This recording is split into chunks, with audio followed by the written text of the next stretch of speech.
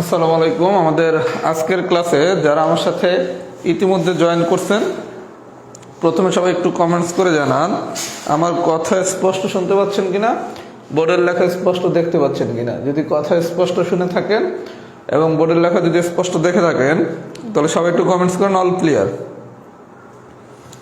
কথা যদি স্পষ্ট শুনে থাকেন আর বোর্ডের লেখা যদি স্পষ্ট দেখে থাকেন একটু কমেন্টস করেন অল ক্লিয়ার।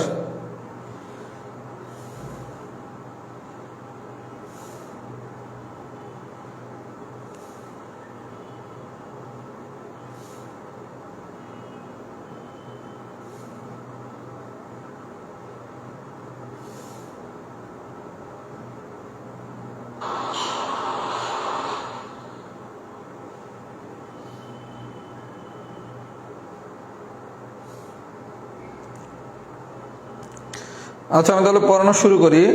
আজকে আমরা শতকরা শেষ করব। শতকরার যে পাস ফেলের ম্যাথগুলো, এগুলো আমি বেঞ্চিত্রের সাথে পড়াবো। এর জন্য যখন আপনি কোনো গাইড বই বা অন্য কোথাও যদি কোনো প্রশ্ন সলভ করতে যান, পাস ফেলের ম্যাথগুলো আপাতত বাদ রাখেন, এগুলো আমরা বেঞ্চিত্রের সাথে একসাথে পড়বো, কারণ আমরা তো সেটে বেঞ্চিত্র পড়াই নেই। আর আপনাদের রিটেন পরীক্ষা অনেক দেরিতে ইনশাল্লাহ হবে, আর আমাদের খুব বেশি কিছু বাকি নাই। আমি একটু বলে দিচ্ছি আমাদের বড় কি কি বাকি। স্থানাঙ্ক জ্যামিতি,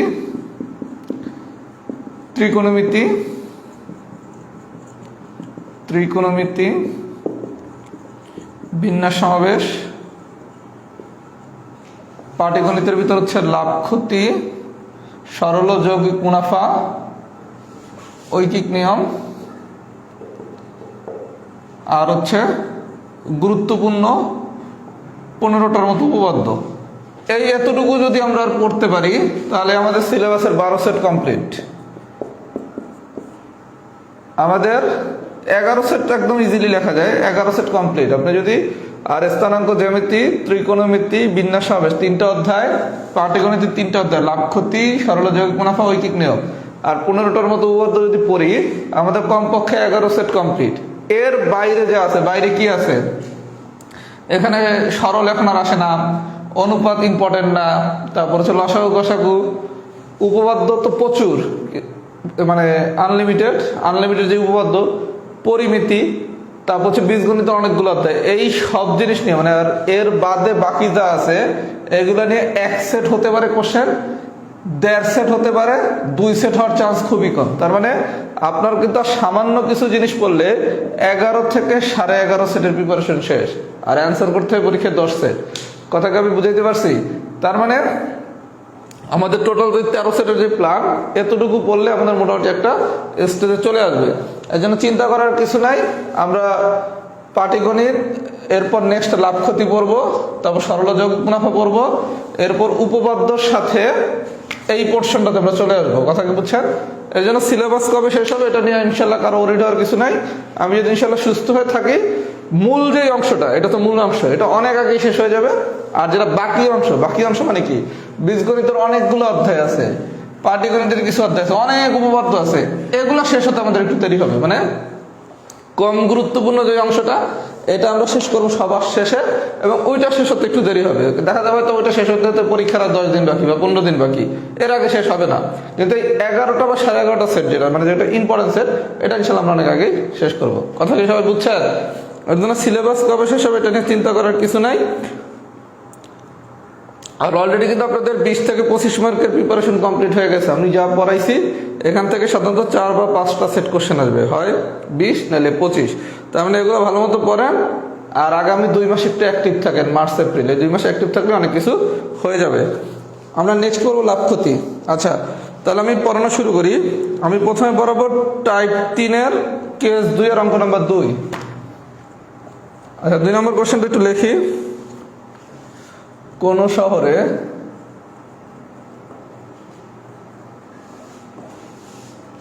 লোক সংখ্যা 10 লক্ষ,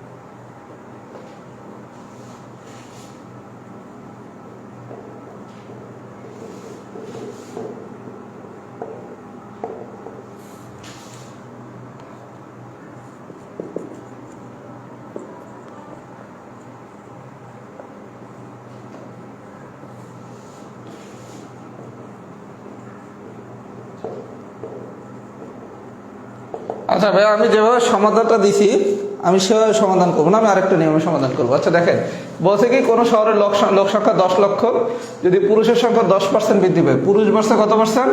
10%। পুরুষের ক্ষেত্রে কি 10% বৃদ্ধি পেয়েছে। আচ্ছা কুলুগুলো একটু বুঝি, 10% বৃদ্ধি। আচ্ছা, আর স্ত্রীলোকের ক্ষেত্রে কি?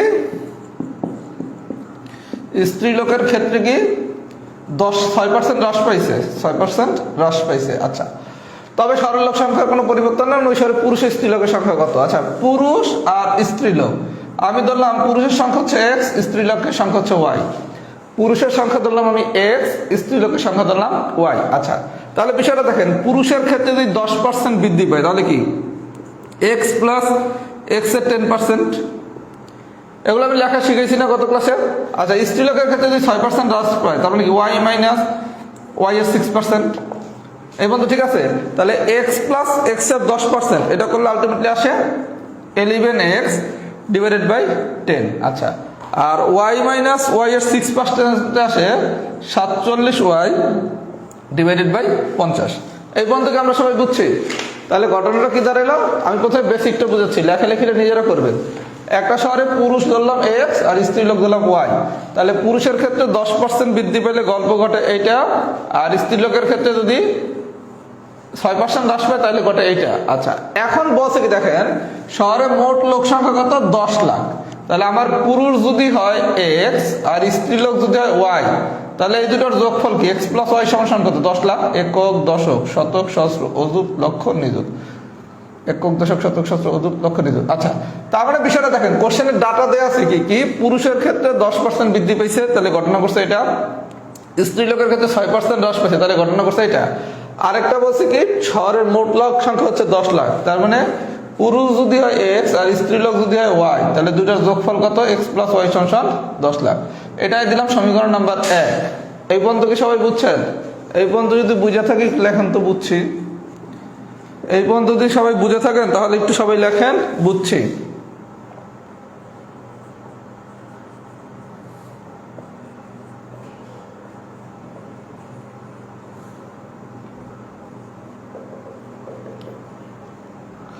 এই পর্যন্ত কি সবাই বুঝছেন?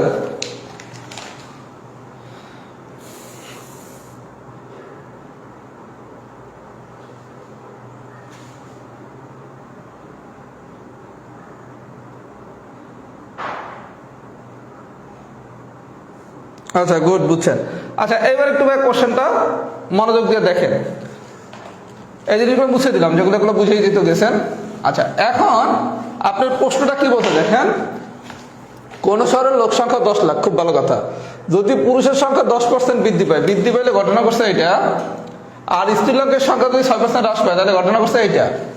তাইলে যেই লোক সংখ্যাটা পাই, মানে 10% বৃদ্ধি আর যদি 6% হ্রাস পায়, তাহলে টোটাল জনসংখ্যা কি এতটুকু হয় না? এটাই তো হয়, হ্রাস বা বৃদ্ধি পাওয়ার পর জনসংখ্যা এটাই হয়। বলা হয়েছে যা হবে তাতে শহরের লোক সংখ্যার কোনো পরিবর্তন হবে না, তার মানে এইটার যোগফল কি? শহরের যে লোক সংখ্যা ছিল তাই, তার মানে এইটা সমান সমান 10 লাখ। আমার কথা কি বুঝছেন? শহরের লোক সংখ্যা তো 10 লাখ, বলছে পুরুষ 10% যদি বাড়ে আর স্ত্রীলোকের সংখ্যা যদি 6% কমে, জনসংখ্যা কোনো কমবে না, তাহলে এইটার যোগফল তো 10 লাখ। তাহলে এইটা সমান সমান আমি 10 লাখ না লেখা আমি লিখছি কি x plus y. X plus y সমান কি আমি 10 লাখ লিখছিলাম না একটু আগে? তাহলে আমি 10 লাখ না লেখা এক্স প্লাস ওয়াই কেন লিখলাম? প্রশ্ন হচ্ছে এটা, কারণ আমার টার্গেট হচ্ছে কি আমি এক্স আর ওয়াই এর মান বের করবো। আপনি যদি এখানে 10 লাখ রাখেন, এখন আপনি এখানে লসাগু করেন, করার পর এটার সাথে আর গুণ করেন, গুণ করলে কি এক্স আর ওয়াই দুটোই থেকে যাবে না? তাহলে এক্স আর ওয়াই যদি দুটো থেকে যায় তাহলে তো আপনার কাজ হলো না। আপনার কাজ কি? এক্স বা ওয়াই যে কোনো একটা মান বের করা, এই মানটা বের করে এখানে বসায় দিলে কি আরেকটার মান চলে আসবে। এই কারণে আমি 10 লাখ না নিয়ে নিচে এক্স প্লাস ওয়াই, মানে এক্স প্লাস ওয়াই মানেও তো 10 লাখ। আমার কথা কি সবাই বুঝছেন? তাহলে প্রশ্ন মতে বিষয়টা কি দাঁড়াইলো? তাহলে প্রশ্ন মতে বিষয়টা দাঁড়াইলো এরকম, 11x plus 10 divided by 47y 50 সমান এক্স প্লাস ওয়াই। এটার ক্যালকুলেশন আপনারা এখন পারবেন, কারণ আপনারা এখন অনেক স্মার্ট হয়ে গেছেন, অনেকদিন যেহেতু রিটেন ক্লাস করেন। এখান থেকে আপনি ক্যালকুলেশন করে বাইর করবেন x = 3/5y। এটা আপনারা বাইর করতে পারবেন না, এই আর গুণ করবেন, x এর এক পাশে আনবেন, y এর এক পাশে আনবেন, আইনে x এর একটা ভ্যালু বের করলেন। এই পর্যন্ত কি ঠিক আছে? আমি কি বুঝাইতে পারছি ভাই? এটা কি আর আমার দেখানোর দরকার আছে? তাহলে x পাইলাম কত? 3/5y। আচ্ছা, আমাদের টার্গেট কি? x + y সমান দেওয়া ছিল একক, দশক, শতক, সহস্র, অযুত, লক্ষ, নিযুত। x + y সমান দেওয়া আছে এইটা। এখন আপনি x এর একটা ভ্যালু বের করছেন, এই মানটা যদি আপনি এখানে বসায় দেন, বসায় দিলে কি 3/5y + y = এত। তাহলে এখান থেকে ক্যালকুলেশন করলে কি y এর একটা মান আসবে না? y এর মান আসবে 6,25,000, একক, দশক, শতক, সহস্র, অযুত, লক্ষ। এখন এই y এর মানটা আবার কি এখানে বসায় দিলে কি x এর মান চলে আসবে। তাহলে সামারিটা কি দাঁড়াইলো? আপনার যে প্রশ্ন মতে যেই জিনিসটা আছে, এখান থেকে যে আপনাকে x বাইর করতে হবে বিষয়টা তা না, আপনি চাইলে কিন্তু y ও বাইর করতে পারতেন। আমি x বাইর করলাম, এবার আমার এখানে আমি x এর মানটা বসে লিখি, দুটোই y চলে আসছে, ক্যালকুলেট করলে কি y পাবো। এরপর মূল যে 1 নম্বর পাইছিলাম ওখানে কি y এর মানটা বসায় দিলে কি x চলে আসবে। বা বিপরীত ক্রমে যদি করতেন, এখানে y বাইর করে কি করতেন, এই জায়গায় y বসে x আনতেন, তারপর হচ্ছে কি এখানে x এর মান বসে দেখি y বের করতেন। আমার কথা কি সবাই বুঝছেন? তার মানে কিছুই না, জাস্ট আপনি পার্সেন্টেজের কনসেপ্টটা ইউজ করছেন, এরপর সমীকরণের যে ক্যালকুলেশন সেই ক্যালকুলেশন করবেন। এটা যদি বুঝে থাকেন তাহলে লেখেন এক্সাম্পল 2 ডান, আর নিজের মতো করে লিখলেই হবে। আমার কথা কি সবাই বুঝছেন? নিজের মতো করে লিখে দিলেই অঙ্কটা হয়ে যাবে।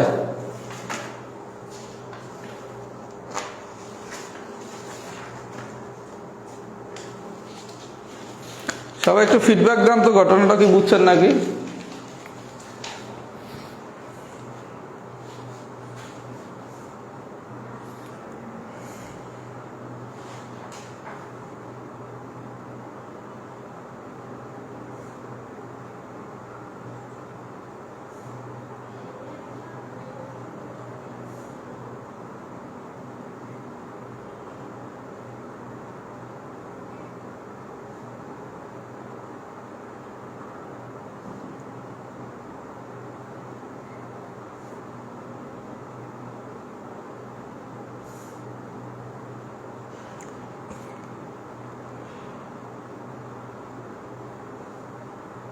নেট ওকে আছে।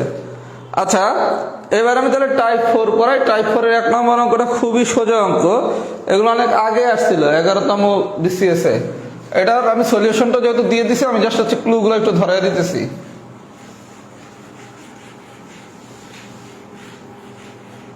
আমি আবারও বলতেছি, রিটেন ম্যাথ পারার জন্য বেসিক ডেভেলপ করেন। শুধু সলিউশন ধরে ধরে যদি প্র্যাকটিস করে মুখস্থর মতো করে ফেলেন কোনো লাভ নাই, কারণ সব কোশ্চেন বোর্ড বই থেকে আসবে না। আচ্ছা, কি বলছে দেখি তো? হাতুড়ি ও বাটালির, হাতুড়ি ও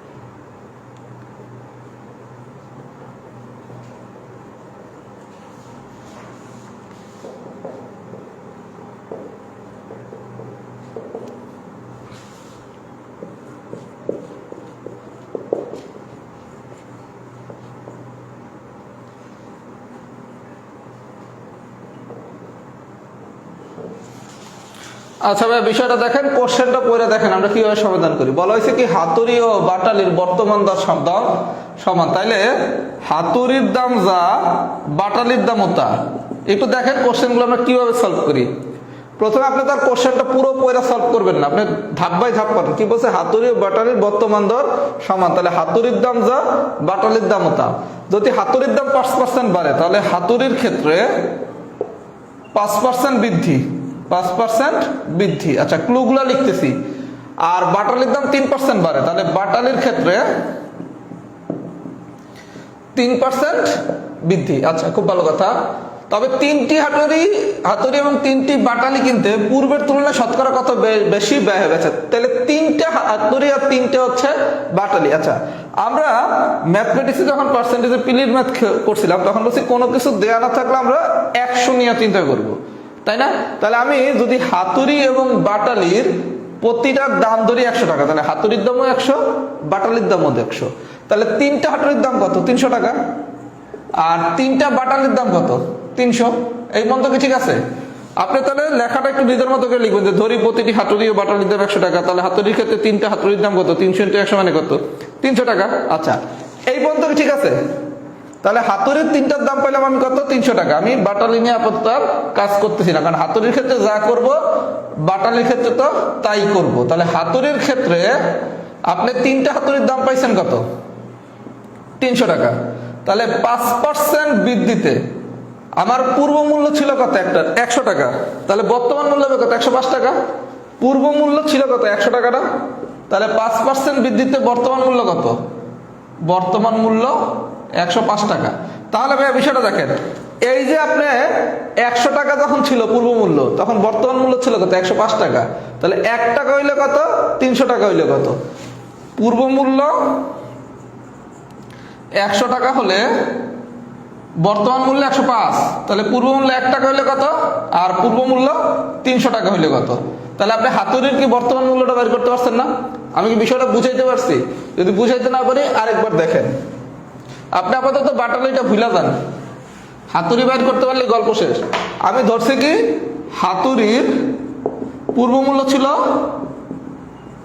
100 টাকা, তাহলে তিনটা হাতুড়ির পূর্ব মূল্য কত হবে? 300। এই পর্যন্ত ঠিক আছে। এখন হাতুড়ির মূল্য আপনার 5% বাড়ছে, তাহলে 5% যদি বাড়ে তাহলে পূর্ব মূল্য 100 টাকা হলে বর্তমান মূল্য কত? 105 টাকা। তাহলে পূর্ব মূল্য 1 টাকা হলে কত? পূর্ব মূল্য 300 টাকা হলে কত? 315 টাকা। এই পর্যন্ত কি আমার গল্প বুঝাইতে পারছি? 315 টাকা। আচ্ছা, তাহলে হাতুড়ির ক্ষেত্রে দেখেন ভাইয়া, তিনটা হাতুড়ির পূর্ব মূল্য ছিল আমার 300, আর তিনটা হাতুড়ির বর্তমান মূল্য ছিল কত? 315। আপনার প্রশ্নটা বলছে কি দেখেন, তিনটি বাটালি কিন্তু পূর্বের তুলনায় শতকরা কত বৃদ্ধি পাইছে? তার মানে যখন বৃদ্ধি বা হ্রাস বলবে তখন আমার দুইটা মূল্য লাগবে, একটা হচ্ছে পূর্ব মূল্য লাগবে, আর একটা হচ্ছে কি বর্তমান মূল্য লাগবে। তাহলে আপনি হাতুড়ির পূর্ব মূল্য কত? 300, আর বর্তমান মূল্য কত? 315। আবার অনুরূপভাবে বাটালির পূর্ব মূল্য কত ছিল? 300। এই একই প্রসিডিউরে 3% বৃদ্ধিতে তখন বাটালির বর্তমান মূল্য পাবেন কত? 309। তাহলে আপনার পূর্ব মূল্য আসলো কত? তিনটা হাতুড়ি আর তিনটা বাটালির পূর্ব মূল্য কত? 600। আর বর্তমান মূল্য কত? 300 300 600 624। তাহলে পূর্ব মূল্য ছিল 600, বর্তমান মূল্য কত? 624। তাহলে মূল্য বৃদ্ধি পাইছে কত? 24 টাকা। এখন শতকরা কত বেশি ব্যয় হবে? আপনি এটা সরাসরি পার্সেন্টেজ কনসেপ্ট নিয়েও করতে পারেন, অথবা ঐকিক নিয়মের মতো করতে পারেন। পার্সেন্টেজ কনসেপ্টে আমরা জানি কি শিখছি? বৃদ্ধি কত? 24, আর পূর্ব মূল্য কত? 600, আর পার্সেন্টেজ করলে কি 100, 0 0 কাটা যায়, দ্যাট মিনস হচ্ছে 4%। আমি কি বুঝাইতে পারছি? এই পার্সেন্টেজ কনসেপ্ট আমরা তো পিলিতেই শিখছি না? আমরা কি শিখছি? তাহলে আমি কি বিষয়টা বুঝাইতে পারছি? যদি বিষয়টা সবাই বুঝে থাকেন, এবার লেখেন এক্সাম্পল 1 ডান, নিজের ভাষায় লেখা নেবেন। আমি এটা মার্কার নিয়ে নেই, পরীক্ষায় আসলে নিজের মতো করে লিখবেন।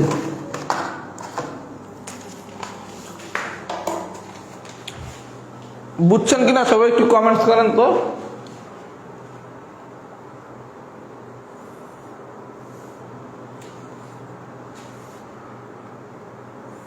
এক্সাম্পল 1 কি ডান হয়েছে? একটু কমেন্টস করেন তো। কি নেটে কি প্রবলেম নাকি? নেট কি ওকে?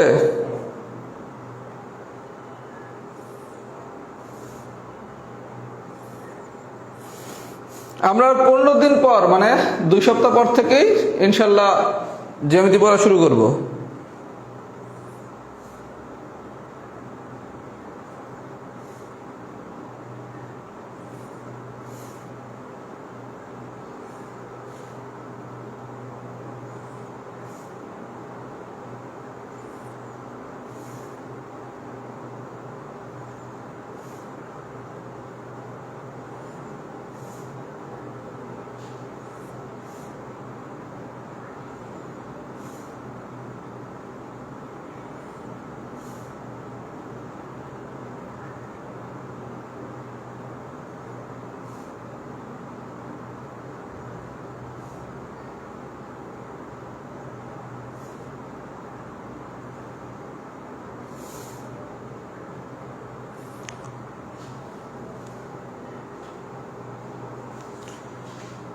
এই টাইমটা হচ্ছে ফেসবুকের অনেক হচ্ছে পিক টাইম, তো ইউজার বেশি, এই টাইমে একটু সমস্যা হতেই পারে। আর সবাই তো কম বেশি অনলাইনে ক্লাস নেয়, আর 10টা টাইমটাই পিক টাইম।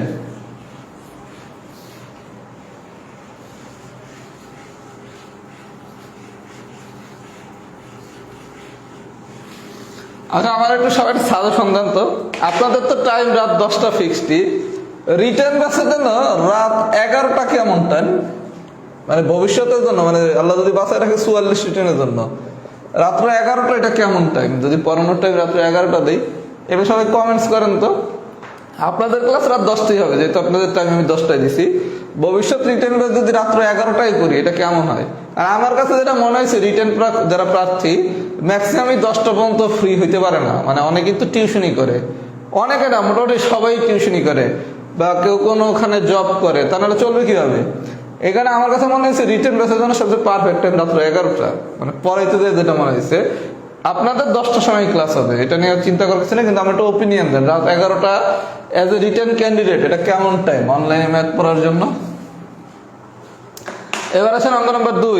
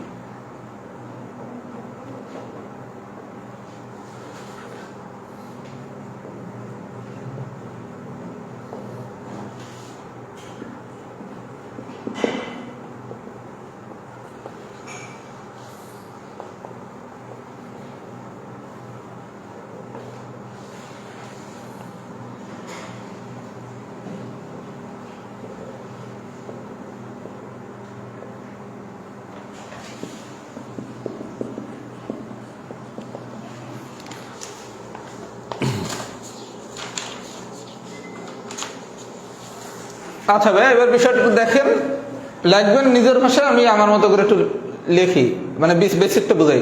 এক ভদ্রমহিলা তার সমুদয় সঞ্চয় হইতে একক, দশক, শতক, সহস্র, লক্ষ 1,60,000 টাকার কিছু অংশ শতকরা 6 টাকা। আচ্ছা, 1,60,000 টাকা তিনি দুইভাবে বিনিয়োগ করছে, একটা হচ্ছে কি 6%-এ, আরেকটা হচ্ছে কি 7%-এ।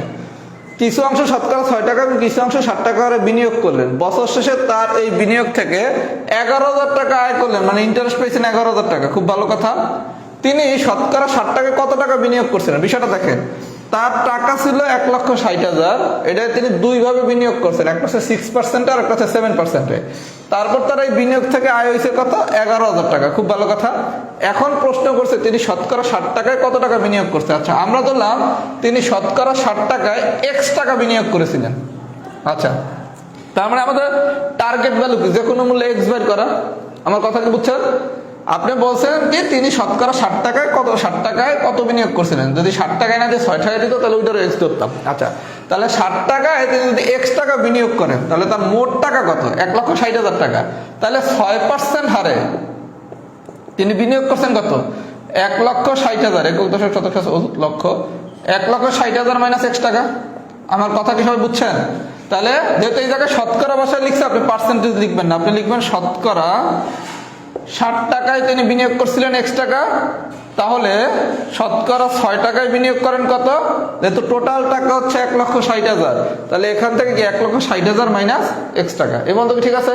আচ্ছা, এখন গল্প কি, 60 টাকা, শতকরা 60 টাকা মানে কি 100 টাকায় তিনি 100 টাকায় 1 বছরে 100 টাকায় 1 বছরে আয় করেন কত?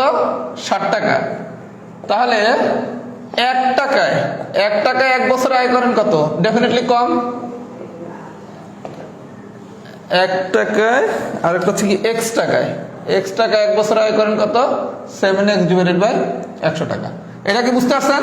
বিষয়টা দেখেন, আমার টোটাল টাকা ছিল 1,60,000, 2 ধাপে বিনিয়োগ করছেন। আমি ধরছি কি এই জায়গায় তিনি x টাকা বিনিয়োগ করছেন, তাহলে এইটাতে কি এই টাকা বিনিয়োগ করছেন। আচ্ছা, তাহলে শতকরা 60 টাকা মানে কি?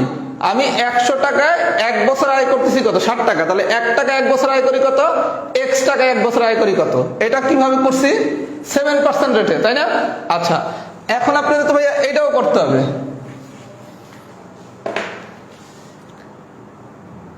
এটা হচ্ছে 100 টাকায় আয় করেন, আবার 100 টাকায় 1 বছরে আয় করেন 6 টাকা। দ্বিতীয় ক্ষেত্রে আবার 1 টাকায় 1 বছরে আয় করেন কত? 6/100 টাকা। আর 1 2 3 4 এই টাকায় 1 বছরে আয় করেন কত? এটা হচ্ছে 6 ইন্টু এত টাকা। আমি কি বুঝাইতে পারছি? তাহলে বিষয়টা দেখেন, আপনি প্রথমে কি করছে, একটা হচ্ছে শতকরা 60 টাকা আর একটা শতকরা 6 টাকা। তাহলে আপনি শতকরা 60 টাকায় বিনিয়োগ করছেন কি x টাকায়, তাহলে আপনার আয় হয়েছে কত? এতটুকু 7x ডিভাইডেড বাই 100। আর আবার 100 টাকায় 1 বছর আয় করছেন কত? 6 টাকা। তাহলে এই টাকায় আপনি 1 বছর আয় করছেন কত? এই টাকা। আর এটার একটু ছোট করি, 6 দিয়ে গুণন করলে 96। এই পর্যন্ত কি ঠিক আছে? তাহলে আপনার x টাকায় আয় করছে এই টাকা, আর 1,60,000 মাইনাস x এই টাকায় আয় করছে এই টাকা, তাই না? এখন আপনার প্রশ্নে বলছে কি তিনি টোটাল আয় করছেন কত? 11,000 টাকা। তিনি টোটাল আয় করছেন কত? 11,000 টাকা। তার মানে কি 7x divided by 100 plus 96,000 minus 6x divided by 100, এটা সমান সমান কি 11,000 না?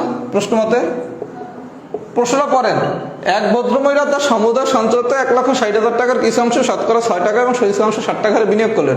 বছর শেষে তার এই বিনিয়োগ থেকে মোট 11,000 টাকা আয় হয়েছে। তাহলে এইটা হচ্ছে 7% আর এটা হচ্ছে 6%।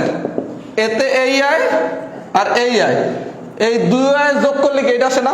এখন এখান থেকে কি ভাইয়া যদি লসাগু করেন তাহলে নিচে কি 100, উপরে সামথিং কিছু আসবে, আর গুণ করবেন, তারপর কি x এর মান বের করতে পারবেন না? আমার কথা কি বুঝছেন? পারবেন? যদি পারেন লেখেন এক্সাম্পল 2 ডান। আমি কি বিষয়টা বুঝাইতে পারছি? ক্যালকুলেশনটা নিজের পড়া এখন থেকে শিখতে হবে। ভাইয়া যদি সব ক্যালকুলেশন করে দেয় তাহলে হবে কি হবে? কথা বুঝেন নাই? এটা কি সবাই বুঝছেন? যদি বুঝে থাকেন লেখেন এক্সাম্পল 2 ডান।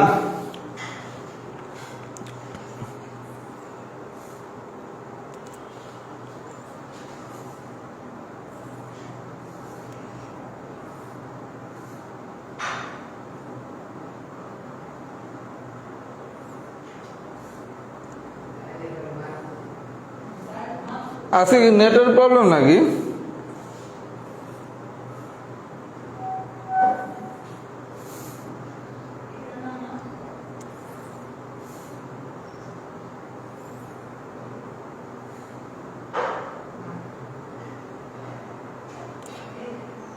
ক্যালকুলেশন ভুল করছি নাকি? 6 ছক 60 96 96 একটা দুইটা তিনটা চারটা, হ্যাঁ ঠিক আছে, 1 2 3 আর একটা শূন্য হবে, বুঝেছে? ওই হলো ডাবল জিরোর খেলা, তো একটা শূন্য কম দিছি, একটা শূন্য কম দিছি। দুই একটা ক্যালকুলেশনের জিরো তো বেশি জিরো সমস্যা লয়ে যায়।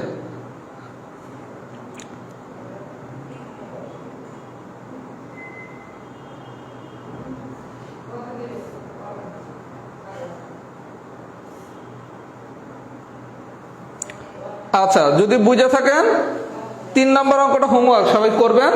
টাইপ 5 লেখা একটা কোশ্চেন আমি করাবো, এটা হচ্ছে 41তম রিটেনে আসছে। এটা আমি দুইটা নিয়মে করাবো, 41তম লিখিততে আসছে। প্রথমে আমি যেটা হচ্ছে ট্র্যাডিশনাল নিয়ম সেটাতে করাচ্ছি, তারপর করাবো হচ্ছে পার্সেন্টেজের কনসেপ্ট দিয়া। পার্সেন্টেজের কনসেপ্ট দিয়ে এই কারণে করাবো, কারণ কোশ্চেন যদি অনেক সময় কঠিন হয় আপনি পার্সেন্টেজের কনসেপ্ট দিয়ে কিন্তু অ্যান্সারটা করে আসতে পারবেন কোশ্চেন। আমি 41তম লিখিতর কোশ্চেনটা এখন করাচ্ছি, 41তম লিখিত। কি বলছে?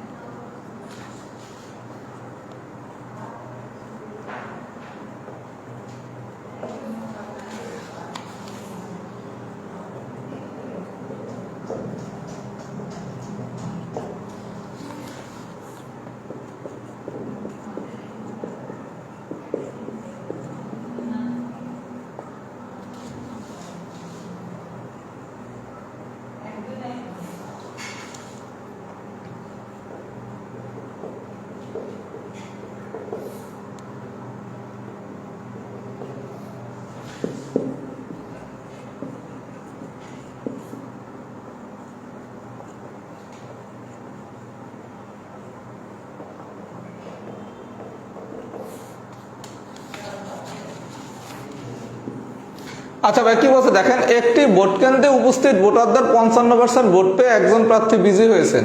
তিনি তার একমাত্র প্রতিদ্বন্দ্বী অপেক্ষা 11,000 ভোট বেশি পেয়েছেন। ভোট কেন্দ্রে কতজন ভোটার উপস্থিত ছিলেন? আচ্ছা আমি প্রথমে যে ট্র্যাডিশনাল নিয়মটা দেখাচ্ছি। ভোট কেন্দ্রে উপস্থিত ভোটার ছিলেন একজন, উপস্থিত ভোটার ছিলেন একজন। তাহলে আমি প্রথমে ধরলাম কি ভোট কেন্দ্রে উপস্থিত ভোটার ছিল একজন। আচ্ছা এখন আপনার বলছে কি একটি ভোট কেন্দ্রে উপস্থিত ভোটারদের 55% ভোট পেয়ে একজন প্রার্থী বিজয়ী হয়েছেন।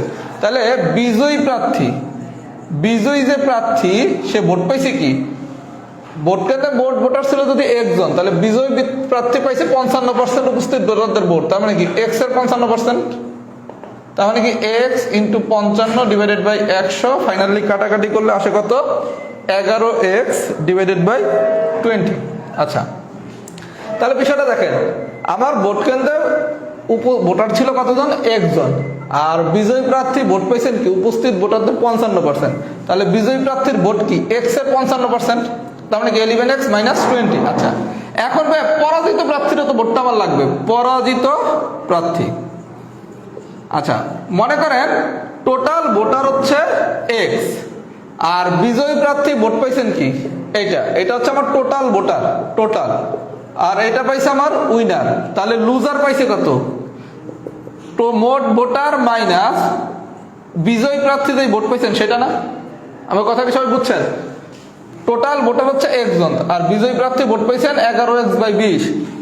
তাহলে পরাজিত প্রার্থী ভোট পাইছেন কি আমার মোট যেই ভোটার ছিল উপস্থিত সেখান থেকে বিজয়ী প্রার্থীর যেই ভোট এটা যদি বিয়োগ করি তাহলে কি আমি পরাজিত প্রার্থীর ভোটটা পাবো। এটা ক্যালকুলেশন করলে আসে কত 9x/20। এই পর্যন্ত কি ঠিক আছে? তাহলে এটা হচ্ছে আমার বিজয়ী প্রার্থীর ভোট, এটা হচ্ছে আমার পরাজিত প্রার্থীর ভোট। এখন প্রশ্নে বলছে কি যে জিতছে সে পরাজিত প্রার্থী অপেক্ষা 11,000 ভোট বেশি পাইছে। তার মানে প্রশ্ন মতে বিজয়ী প্রার্থীর ভোট আর পরাজিত প্রার্থীর ভোটের ব্যবধান কত? পরাজিত প্রার্থীর ভোটের ব্যবধান কত? 11,000। এখন এখান থেকে ক্যালকুলেশন করলে আপনার এক্স এর মান যা আসবে সেটাই হচ্ছে আমার অ্যান্সার। এক্স এর মান আসবে কত? 1 2 3 4 এত জন। আমি কি বুঝাইতে পারছি? তাহলে আমি গল্পটা কি করছি, আমার ভোট কেন্দ্রে মোট ভোটার ছিল কতজন? একজন। তারপর বিজয় প্রার্থীটা বের করলাম, পরাজিত প্রার্থীটা বের করলাম। এবার বিজয় আর পরাজিত প্রার্থীর ভোটের ব্যবধান হচ্ছে 11,000। তার মানে কি বিজয়ী প্রার্থীর ভোট মাইনাস পরাজিত প্রার্থীর ভোট এটা সমান কত? 11,000। এবার নর্মাল নিয়মে ক্যালকুলেশন করলে এক্স এর মানটা চলে আসবে। এটা হচ্ছে ট্র্যাডিশনাল নিয়ম। এই নিয়মটা কি বুঝছেন? যদি বুঝে থাকেন সবাই একটু লেখেন ডান। এখন আমি যে নিয়মটা দেখাবো এটা হচ্ছে শতকরা কনসেপ্ট। এই কনসেপ্টটা আমার সাজেশন হচ্ছে যদি এই ট্র্যাডিশনাল নিয়মে করতে পারেন ট্র্যাডিশনাল নিয়মেই করেন, কারণ খাতা যে দেখবে এক একজনের চিন্তা ভাবনা এক এক রকম। এভাবে করলে সেম আপনি ফুল মার্কই পাবেন। আর এখন আমি যে নিয়মটা দেখাবো যদি কোনো কারণে কোনো ম্যাথ ধরতে না পারেন, এটা পার্সেন্টেজের হোক লাভ ক্ষতির হোক, তখন বা আদৌ পারেনি না তখন আমার এই এখনকার সেকেন্ড নিয়মটা দেখবেন। কিন্তু কখনোই সেকেন্ড নিয়মে প্রথমে ম্যাথটা করবেন না, কারণ এখানে ফুল নাম্বার আপনাকে নাও দিতে পারে। কথা কি বুঝতে পারছেন? যদি কোনো কারণে স্যারের লেখা পছন্দ না হয়, এই কারণে রিস্ক ফ্রি থাকতে হলে এরকম ট্র্যাডিশনাল নিয়মই করেন। আর এখন আমি হচ্ছে পার্সেন্টেজের কনসেপ্টটা দেখাচ্ছি। কোনো ম্যাথ যদি কোনো কারণে না পারেন তাহলে আমি এখন যে রুলসটা দেখাবো এই রুলসে কইরা বাংলা কথা লিখবেন, তাতেও পাশে পাস পাওয়ার কথা। কথা কি বুঝছেন?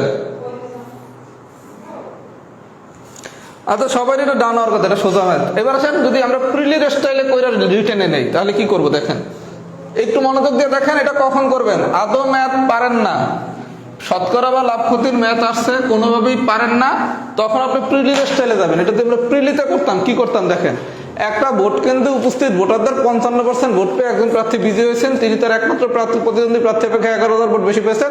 ভোট কেন্দ্রে মোট কতজন ভোটার উপস্থিত ছিলেন? আমি বলছি কি মোট মানে কি 100%। বিষয়টা বুঝছেন? মোট মানে কি 100%। তাহলে বিজয়ী প্রার্থী পাইছে কি? বিজয়ী প্রার্থী পাইছে কত? 55%। মোট ভোটার হচ্ছে আমার 100%, তাহলে বিজয়ী প্রার্থী পাইছে কত? 55%। তাহলে পরাজিত প্রার্থী পাবে কত? 45%। আমার মোট ভোটার কত? 100%। তাহলে বিজয়ী প্রার্থী যদি 55% পায় তাহলে পরাজিত প্রার্থী পাবে কত? 100% মাইনাস 55%, দ্যাট মিনস কি 45%। তাহলে বিজয়ী প্রার্থী ভোট পাইছে 55%, পরাজিত ভোট পাইছে 45%। দুইজনের ভোটের ব্যবধান কত? ভোটের ব্যবধান কত? 55% মাইনাস 45%, দ্যাট মিনস কি 10%। তাহলে প্রশ্ন মতে এই যে ভোটের ব্যবধান 10%, এই 10% সমান সমান কত? 11,000। তাহলে 1% সমান সমান কত? আর টোটাল ভোটার মানে কি 100% সমান সমান কত? আমার কথা কি বুঝাইতে পারছি? এটা হচ্ছে আমি প্রিলিতে আমরা এইভাবে করছিলাম না? তার মানে আপনি যদি কখনো কোনো ম্যাথ না বোঝেন, পার্সেন্টেজ কনসেপ্টে কি করবেন, মোট ভোটার মানে কি 100%, এখান থেকে বিজয়ী পাইছে 55, তাহলে পরাজিত পাইছে কত? 45। তাহলে ভোটের ব্যবধান কত? 10%। তাহলে প্রশ্ন মতে 10% সমান সমান এত, 1% equal to 100% equal to what? কথা কি বোঝা গেছে? এখন এই জিনিসগুলো একটু সুন্দর করে লিখতে হবে। কিভাবে লিখবেন?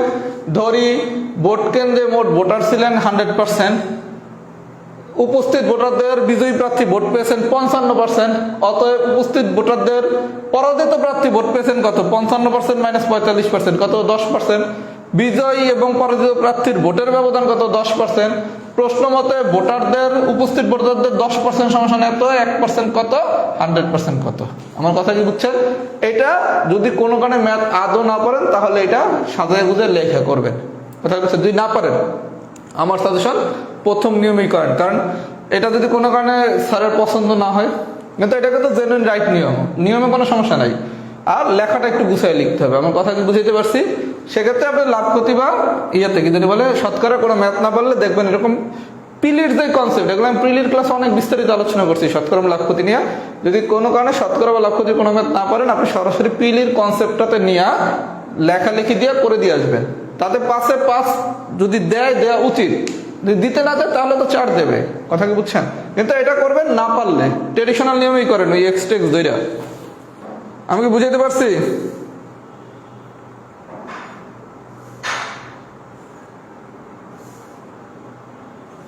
কারণ আমরা হচ্ছে এক্স ধরে করতে অভ্যস্ত। কথা কি বুঝছেন? এক্স ধরে করতে অভ্যস্ত, আর প্রচলিত নিয়মের বাইরে করলে একটু রিস্ক ফ্যাক্টর থাকে। কথা কি বুঝছেন? যে খাতা দেখবে তার চিন্তা ভাবনার একটা বিষয় আছে যে স্যার এটা বিষয়টা কিভাবে নিচ্ছে। কথা কি বুঝতে পারছেন? আমার সাজেশন প্রথমে যে রুলসটাতে দেখাইছি ওই রুলসই করেন। আর এটা হচ্ছে যদি আদৌ না পারেন তাইলে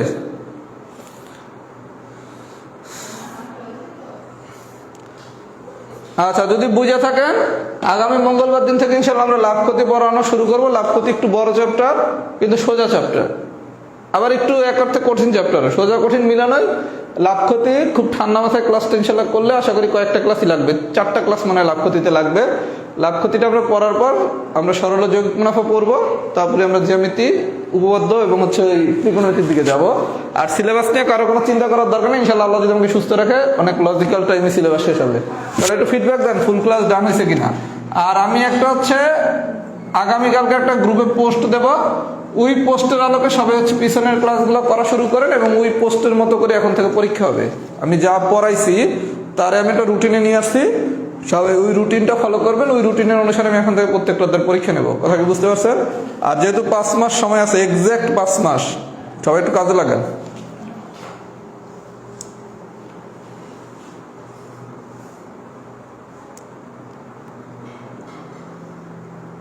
না সমস্যা না, আপনি কি ঠিকমতো লিখছেন না? এই যে মিলন, বাংলা লেখাগুলো ঠিকমতো লিখছেন? তাহলে সমস্যা হওয়ার কথা না। বাংলা লেখাগুলো ঠিকমতো লিখছেন কিনা?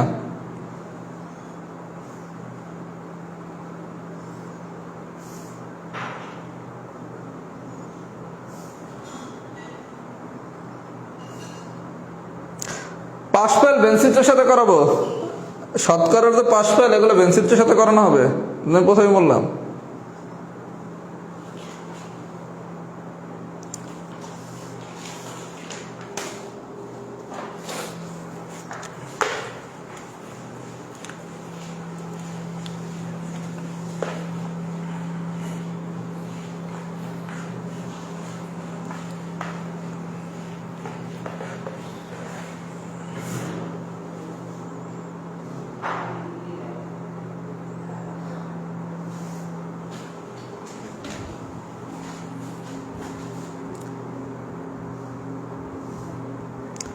আচ্ছা তাহলে সবাই ভালো থাকেন, ইনশাল্লাহ নেক্সট মঙ্গলবার দিন দেখা হবে। আল্লাহ হাফেজ, আসসালামু আলাইকুম।